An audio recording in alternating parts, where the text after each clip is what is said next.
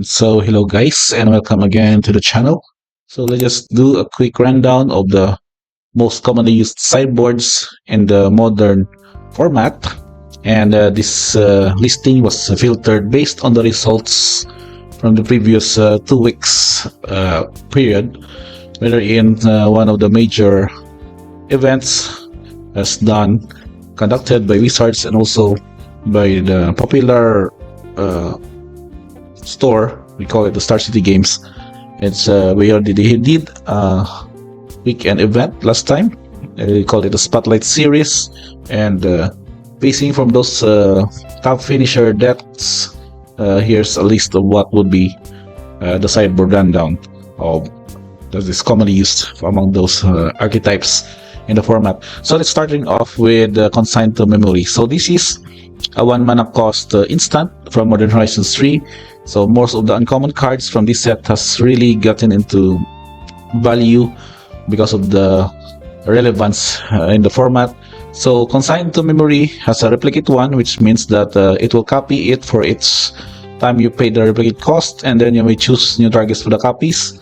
The important thing is that you can counter basically triggered ability or colorless spell. So at any instance, this will be very relevant in some of maybe countering even the Eldrazi decks, or where in the uses or the kind of have the colorless spells or the Eldrazi creatures, and mostly also the artifacts. To take note that Affinity is also one of the popular archetype in the format. So this like basically have your 1 mana cost, or you can also counter one more if depending on the setup or the scenario. So you can counter those given colorless spells that is relevant to those matchups. So average is 3.1, basically around 3 copies in the sideboard, and almost 50% of the decks are using this card. You can notice if you're following the metagame, all of the decks are pretty much have access to blue. So this is basically one of their most considered sideboard card for the format. Next up is Mystical Dispute. It is from Wild's Throneable Drain basically. So this is a 3 mana cost instant, but this getting also to cost 1 if it targets a blue spell. So any relevance again for the metagame, any blue spell would be only needed you to pay 1 blue mana for countering them. So counter target spell unless you control pays 3, and in a given format, almost any instances that you will use this is that your opponent would have no mana to pay for the additional 3 for resolving their relevant spell. And particularly if you counter blue spell, again, that's only 1 mana for you to use. And 42.6 of the decks are using this at average value of 2.4, or at least 2 copies in the sideboard. And next up, we have a black Correction mana card from this is New Correction. So this is Surgical Extraction. You can pay 2 life or black mana. So also paying 2 life, but also relevant if you are not using the black mana in your deck. You can still have this as your sideboard. Choose target card in the graveyard other than basic land, and then search its owner's graveyard hand library for any number of those cards with the same name and exile them, and the player shuffles. So what's good way for this is that you can fend off against many combo decks wherein they can use this as the free or just pay 2 life to let's say remove one of their core components for their combo. So most decks would also have this because they can also cater discard spells such as Thoughtseize, Duress. They can have those as the added discard, and then after discarding you can use Surgical Extraction to remove that relevant card from their library into exile. So average decks 39.5, at least 1 copy in the sideboard. 1.6, and you can assume that it is at least 1 or 2 copies for those sideboard choice. Next is Wrath of the Skies. This is particularly aligned with the Boros Energy deck. So this is an X white sorcery that you get X counters, and then you can pay any amount of energy, destroy each artifact, creature, enchantment with mana value less than or equal to the amount of energy paid with this way. So only I think Boros Energy decks would go with this one, or you can have for you, for example, if you are more of the controls specs, you still get those energy counters or for any value of X that you've paid, and use those energy counters to pay for this requirement to destroy those artifact creature enchantment with mana value less than or equal to the paid energy counter. So that is the Wrath of the Skies. You can assume that the blue-white or blue-white control would be your the first deck that will prioritize this as a sideboard. Average of 2 in the list, and then 33.1% of the decks are using this. And next up, we have Vexing Bubble. So Vexing Bubble is a 1 mana cost artifact, again from Modern Horizons 3. This artifact that whenever a player casts a spell, if no mana was spent to cast it, counter that spell. It can also be relevant here because most of those spells, such as those evoke creatures, remember Solitude, they just exile cards to evoke it, and then there's also casting it if that is basically no mana was spent. You can use Vexing Bubble to counter it, and also at needed instances you can just sacrifice this one to draw a card. But at any instance, most of the decks, particularly maybe the ramp decks, are using this to go with countering certain matchups that has no access for them for blue to counter their spell. So they rely on Vexing Bubble particularly to stop those shenanigans. So it's about 25.1% of the decks are using it. Average 1 copy or maybe 1.5. Maybe we can change that if it would be 2 copies in the deck for the sideboard choice. And next up, Celestial Purge. This is particularly reprinted many times, but it still become a very relevant sideboard choice because of exiling a permanent that is black or red. So in any case, any creatures, enchantments, even artifacts that was aligned with the red, it's artifact red color, can still be a good target for this instant. So 21.4% of the decks are using this, average 1.3, and particularly I know it would be Boros, maybe Boros Energy is using this, and Azorius Control for their sideboard. And also next one, remember, there's another spot removal that has operation mana. It's particularly being paid for 1 mana and 4 life because you pay 2 life for each of the black mana symbol. Target creature gets -5/-5 at the end of turn, and very relevant against any early aggressive stance by your opponent. And the -5/-5 means that in the instance that your opponent may have regeneration or regenerate effects could not be saved by the effect of this member. Says already 17.4%, average of 2.2 of the use in the deck for the sideboard setup. And next up, a similar scenario with the Vexing Bubble is Dumping Spear. So Dumping Spear is a 2 mana cost artifact. If a land is tapped for 2 or more mana, it produces only 1 colorless instead of any other tap type or amount, and then each spell a player casts costs 1 more for cast to each other spell that player has cast this turn.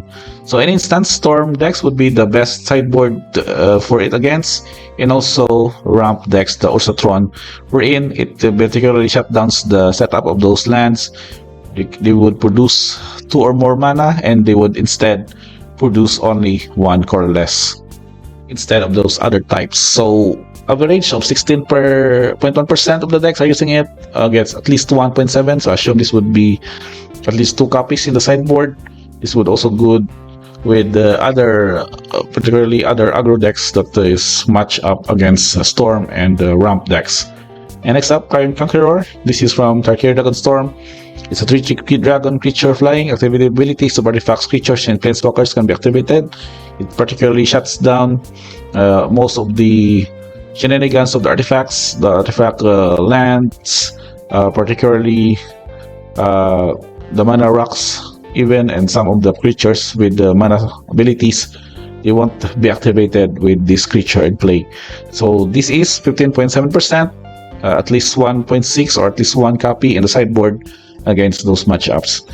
And next up is Force of Vigor. This is one of the instants from Modern Horizons that has alternate cost. If it's not your turn, you may exile green card from your hand rather than pay its spell's mana cost. Destroy up to 2 target artifacts and or enchantments. So at those instants, it's a free spell basically, and let's just need to have a green card, other card from your hand to exile to pay for its cost. So basically, destroying artifacts is also relevant against Affinity matchups, and this would also have at least 2 copies in the sideboard for 15.6% of the decks in a metagame. In a similar fashion, this is Force of Negation. This is the blue version for countering non-creature spell, and it could be exiled instead of putting it in your graveyard. It is alternately paid for blue card if it's not your turn, and countering non-creature spells will also relevant for those matchups wherein playing relevant, let's say, some of their discard effects or counter spells also can be countered by Force of Negation. So, particularly in a similar counter battle, Force of Negation would be one of your, we can call it a trump card. It's like a similar effect of the Force of Will, but it would also have a similar effect countering relevant non-creature spells. So 44% in the decks, average 1.5 copies. And let's wrap up with 2 more. Trigger Stage. This is a 1 cost artifact that has creature cards and graveyards and abilities can't enter the battlefield. So basically, Glorious Vengeance, Reanimator decks will be shut down by this one, and then players can basically can't flashbacks or cast spells from graveyards or libraries. So averagely 15.8% of the decks are using this.